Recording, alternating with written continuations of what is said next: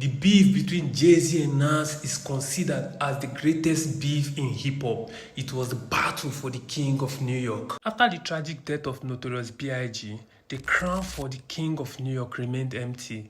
Two of the world's greatest rappers were on the verge to claim it. The year is 1996. Jay-Z is recording his debut album, which he titled Reasonable Doubt. He invites Nas to feature on a track called Bring It On, but Nas never showed up. Jay-Z took it as a sign of disrespect. The seed was planted. So while recording the song Dead President 2, Jay-Z uses a sample of Nas's voice from the song The World Is Yours. Nas, hearing that song, took it as a shot. He fired back at Jay-Z in his own song, which he titled The Message, with lines about fake G's and one life to live rappers. Now the war has begun. The two greatest rappers has their cards to play, and now they play it accordingly. It's Summer Jam 2001 and Jay-Z was headlining. He was first taking on the crowd with some of his baddest hits, then he turned to his real target. He dropped the first lines of his new track, Takeover. I don't care if you mob deep, I hold triggers to cruise. You little fuck, I got money stacks bigger than you. On the official album version of this song, Jay-Z launches an all-out attack on Nas's career.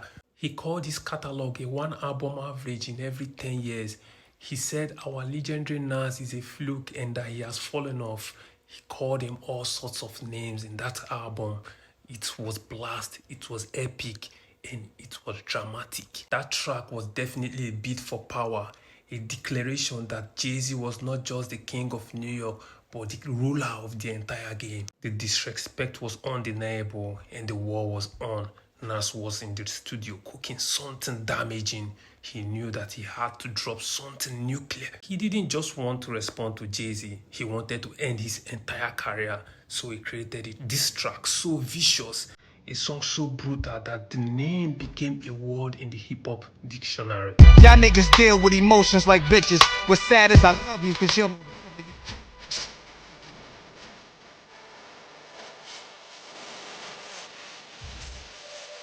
Right from the opening lines of the song, Nas went straight to attacking Jay-Z's credibility, his looks and his originality. He accused Jay-Z of stealing songs from Notorious B.I.G., calling him an imitation of a legendary.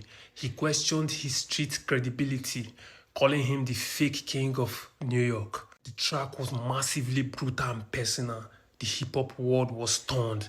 The result was clear. Nas won the battle. Jay-Z wouldn't accept that. He was not done yet. His response to Nas was even more personal and controversial. Jay-Z was furious. He quickly dropped a freestyle which he titled Super Ugly. But this time he really did cross the line. He rapped about Nas's child's murder. This time around, the beef have gone past lyrical battle.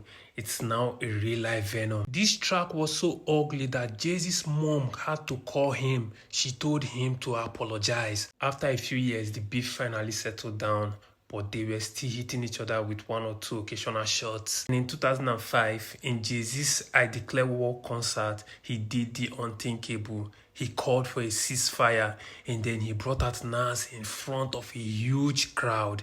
Everyone was stunned and happy. They both shook hands and officially ended the war.